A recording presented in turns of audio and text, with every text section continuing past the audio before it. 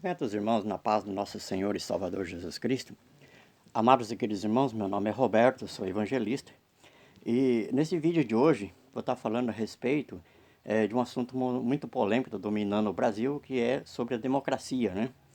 E então o tema que eu vou escolher se chama presidencialismo ou semipresidencialismo. Então esse assunto aí que está sendo dominado lá do Iapoque ao Chuí, né, lá do norte ao sul do Brasil, é importante nós dar um parecer nesse sentido aí, para a gente entender o que está acontecendo no Brasil, né? O Brasil está em pé de guerra, a gente vê aí as dificuldades que as pessoas estão tendo aí para compreender o que está acontecendo, e a gente precisa dar um parecer nesse sentido. Eu vou fazer então uma introdução aqui, depois nós vamos estar discutindo assim o assunto, né, para não se prolongar muito esse vídeo. Então eu vou fazer rapidamente aqui uma introdução para nós continuarmos entendendo o assunto, o que está acontecendo no Brasil. Começando a leitura, a partir de 85, com o fim do regime militar que durou de 1964 a 1985, foi estabelecido no país o Estado Democrático de Direito, em que o presidente é eleito pelo voto, um regime político baseado nos princípios da soberania popular e da distribuição equitativa de poder. Segundo a Constituição de 1988, foi instituídos os três poderes: o legislativo, o executivo e o judiciário. O legislativo cria as leis, o executivo executa e o judiciário fiscaliza. O judiciário se orgulha de ser intitulado Guardiões da Constituição. Foi criado também dispositivos para manter o equilíbrio entre os poderes, ou seja, um poder não interferir no outro. Mas acontece que de um ano para cá, amados e queridos irmãos, mais acentuadamente no governo Bolsonaro, o Brasil vem assistindo assombrado interferência do judiciário no executivo e, como era de se esperar, troca de acusações de ambas as partes. O judiciário acusa o executivo de atos antidemocráticos e o executivo se defende agindo dentro das 4 linhas da Constituição e acusa o judiciário de rasgar a Constituição com as suas atitudes, né? Louvado seja Deus. Então nós vemos, amados queridos irmãos, essa pequena introdução, dando um parecer a respeito esses dois tipos aí de regime político, né? E questionando a democracia. Ambos dizem defender a democracia. Tanto o judiciário quanto o executivo diz defender, mas de uma maneira diferente. Um está equivocado, um está agindo dentro da Constituição e outro agindo fora. E é por isso que nós temos que dar um parecer nesse sentido, para a gente compreender isso que está acontecendo. E então a gente deve fazer uma pergunta, amados queridos irmãos. Afinal, de que lado está a democracia? Como fica a população brasileira que, na sua maioria, desconhece a Constituição e ignora os seus direitos? A gente sabe que muito grande de parcela de pessoas não tem conhecimento de política, não tem conhecimento de Constituição, não tem conhecimento de absolutamente nada, né? Então é preciso que a gente discuta esse assunto para a gente entender o que está acontecendo, né? Essa guerra que está acontecendo jurídica aí é complicado.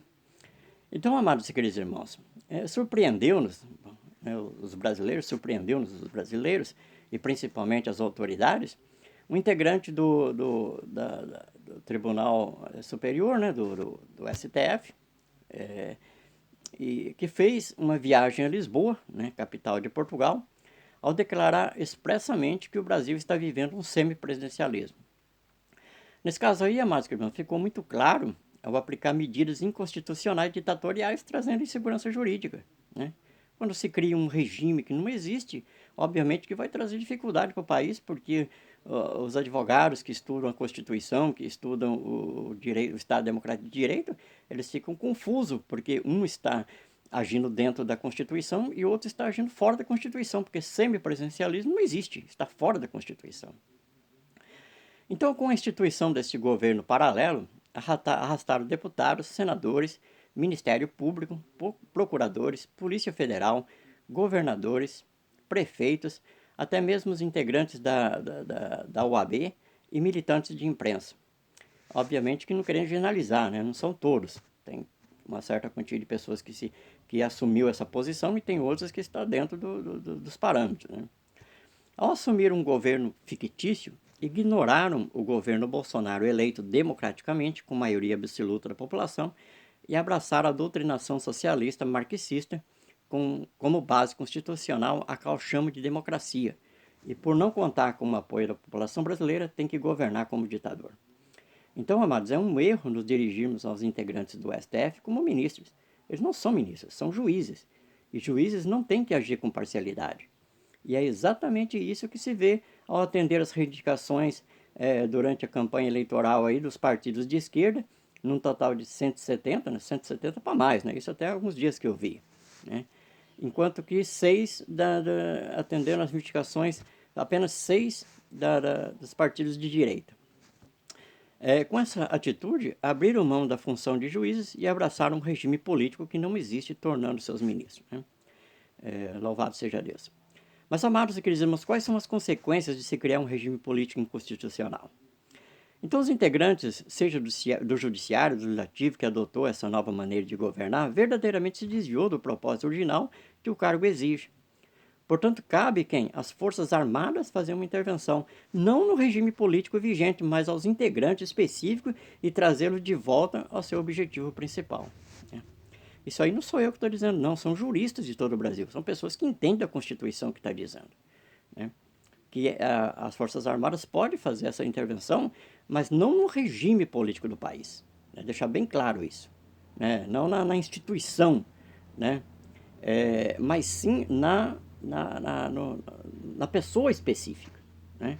Trazer de volta ao seu objetivo principal, né? Porque nós temos ali 11 integrantes, cada um tem um pensamento, mas não é o pensamento deles que importa. O que importa é o que está escrito na lei, tem que obedecer o que está escrito na lei, amados queridos. Então, a Constituição do Brasil, ou Carta Magna, como é conhecida, baseia-se nos princípios bíblicos, nos valores morais de Deus. Mas uma certa discordância por parte dos que negam a existência de um Deus e, consequentemente, querem fazer valer os seus direitos constitucionais.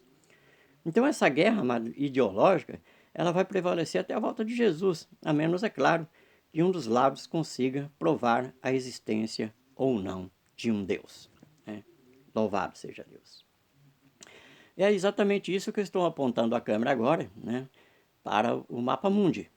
Eu tenho feito todos os vídeos baseados no Mapa Mundi, porque essa obra-prima feita por Deus, né, prova a existência de um Deus, portanto endossa a Constituição de 1988, a qual nós devemos respeitar, ter todo o respeito contra essa Constituição, porque foram reunidos parlamentares, foram feitos debates, foram feitos muitos questionamentos para se chegar àquela conclusão. Então ela tem que ser respeitada, entendeu? Não podemos alterar aquilo que está lá na Constituição e temos que obedecê-la. É a carta magna do país, de extrema importância, né? Então eu estou focalizando nesse exato momento o Mapa Mundi. Você está vendo lá a águia, né, que é os Estados Unidos, né? Você vê as duas pernas, você vê o corpo, você vê as duas asas abertas e o bico, né, como está aqui, ó, as pernas, o corpo, o bico e as asas abertas. Depois você vai ter o dragão, a boca aberta dele, o corpo dele, os dois bracinhos aqui, ó, do lado, né? Nós temos o corpo do dragão vermelho, né? Simbolizando o comunismo. Depois nós temos a África simbolizando uma criança, que é o Messias, né? Que aqui está a cabeça, aqui está os pezinhos, simbolizando o Messias na profecia bíblica do Apocalipse 12. Depois nós temos a América, que é a mulher, e nós temos o Brasil, que é a gravidez. E na gestação está o Messias, né? Aquele Messias que está, louvado seja Deus, está agindo fortemente no Brasil, que todo mundo conhece ele, né? Que é o Jair Messias Bolsonaro, né? O nome está no centro, que ele é o centro das atenções, assim, no sentido secular, né? Escolhido de Deus para esse tempo. Quero frisar bastante isso, que eu tenho insistido nisso, para que as pessoas compreendam, né, de que lado que Deus se posicionou, e que as pessoas de bem têm que se posicionar também, né, amados queridos? Então, continuando aqui no texto, nós vamos dizer assim, mas no campo jurídico, algumas medidas tomadas pelo ministro lá da Suprema Corte, a qual não podemos chamar de juiz, né, porque age com parcialidade, mas ministro de um regime político que não existe e que chama de democracia, diverge daquilo que está escrito na Constituição de 88 e, consequentemente, traz insegurança jurídica. Vamos dar, então, amados queridos irmãos, um exemplo prático disso, né? Seja Deus, né? Que Deus seja glorificado, né? Em nome do Senhor. Então, amados e queridos irmãos, vou dar um exemplo aqui para os irmãos verem o regime presidencialismo e o semipresidencialismo como está agindo, né? Então, o deputado federal Daniel Silveira, que é beneficiado pelo Fórum Privilegiado, né, proferiu ofensas contra o ministro, né, e foi encaminhado para o Ministério Público, seria inocentado pela lei da liberdade de expressão, uma vez que não ocorreu crime, né? Então, o que tem que ser feito no regime presidencialismo? Então, quando uma pessoa ofende a outra, é feito o quê? Um boletim de ocorrência, uma BO. Né? Então, aí o Ministério Público ele vai investigar e, achando vestígio de crime, o caso é levado para o STF para transformar em réu. Depois retorna para o Ministério Público para produzir provas e depois volta novamente para o STF para julgá-lo culpado ou inocente, certo? É assim que deve agir dentro da Constituição, né? Mas veja agora a diferença do semipresidencialismo. Daniel Silveira proferiu ofensas ao ministro, que mandou prendê-lo, e esse mesmo ministro manda investigar e depois julga. Ele é vítima, ele é o investigador, ele é o acusador e ele é o julgador. Você vê que a diferença do semipresidencialismo e do regime presidencialismo. Outra questão importantíssima que nós temos que ressaltar é a respeito da liberdade de expressão, né? A liberdade de expressão é aquilo que nós falamos, as nossas opiniões, as nossas críticas, né? É um direito do cidadão exercer esse direito de criticar, né, as entidades, de criticar as pessoas, né, sob responsabilidade, né? Se a gente falar alguma coisa que desagrada alguém, ele pode me processar e, é claro, eu vou lá pagar uma pena, né? Mas não cadeia, né? Tipo assim,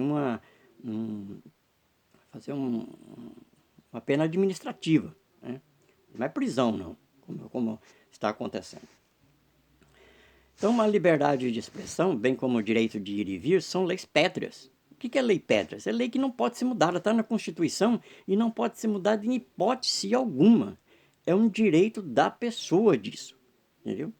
De se expressar, é um direito de ir e vir, né? São leis que não podem ser mudadas. Isso as pessoas têm que se conscientizar disso.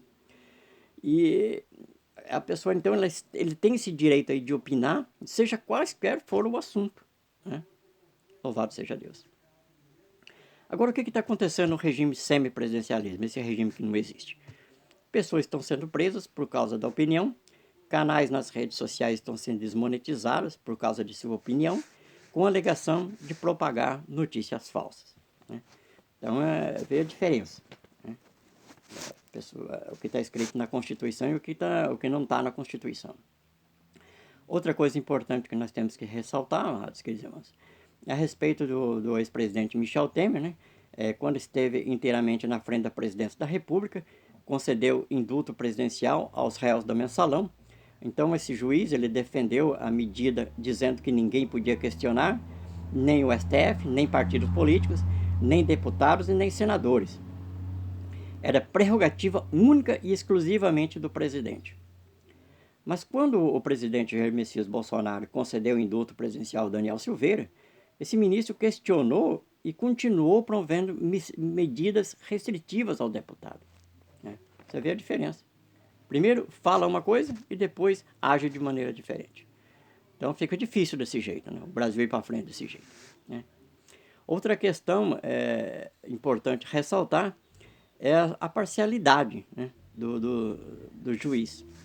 O juiz ele tem que ser imparcial, uma vez que ele é juiz tem que ser imparcial. Mas se coloca parcial, aí fica difícil, certo? É uma pessoa suspeita para determinadas coisas.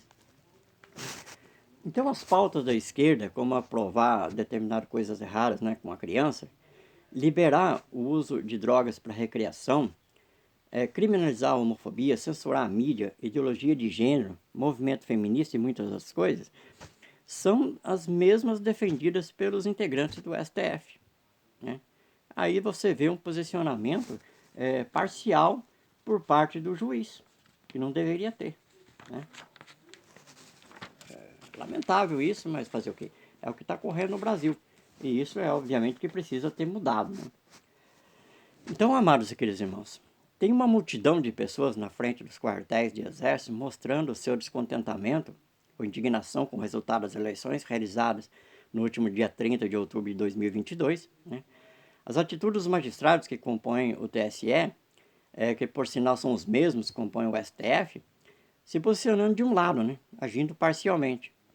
Até mesmo quanto às ideologias, o que trouxe desconfiança no sistema eleitoral. A falta de transparência é o fator que mais contribuiu para desconfiar das caixinhas mágicas, né? Que cobravam das autoridades o voto auditável, né? Aquele voto de papelzinho, mas que não vem para a mão da gente, que vai lá para dentro da máquina. A resistência do ministro de fornecer o código de fonte agravou ainda mais a situação. Refrisando novamente, né? A Constituição ela é baseada nos princípios bíblicos, nas leis morais de Deus, né? E aquelas pessoas aquelas pessoas lá que são insignificantes, né? Que é uma quantidade insignificante de pessoas que negam a existência de um Deus, quer fazer valer seus direitos, né? Então é necessário o quê? Que um prove a existência de um Deus e o outro não, né? Se os cristãos conseguirem provar a existência de um Deus, prevalece a Constituição. Se o cristão não conseguir provar a existência de um Deus, então eles vão entrar com o direito deles de querer se manifestar também colocando as suas ideologias. Mas eles também têm que provar, né, que não existe Deus para mim. Agora, o que eu apresento aqui no Mapa Mundi é a existência de um Deus. Portanto, endossa a Constituição. Outra coisa importante que nós temos que dizer são os fatores que demonstram parcialidade, né? Então eu vou refrisar mais uma vez, né, que o ministro foi lá em Portugal e falou que o Brasil está vivendo um semipresidencialismo, né? E com isso ele não reconhece o governo de Bolsonaro e governando paralelamente, que é inconstitucional isso, não existe isso na Constituição. Depois nós temos um juiz que foi aos Estados Unidos e se referiu ao presidente Bolsonaro como inimigo, né? Isso na campanha eleitoral. Isso é inacreditável um negócio desse.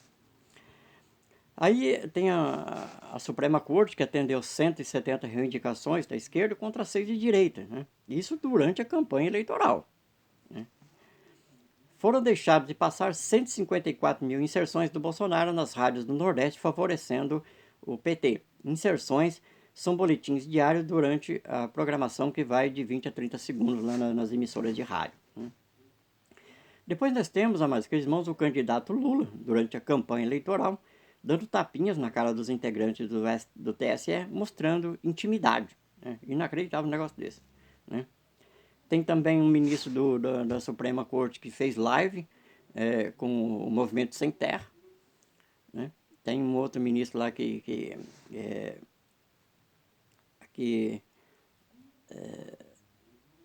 até chorou, né? Até chorou lá nessa live.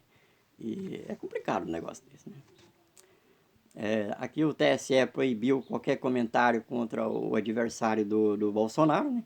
Inclusive desmonetizando canais, censurando conteúdos e até fechando canais, né?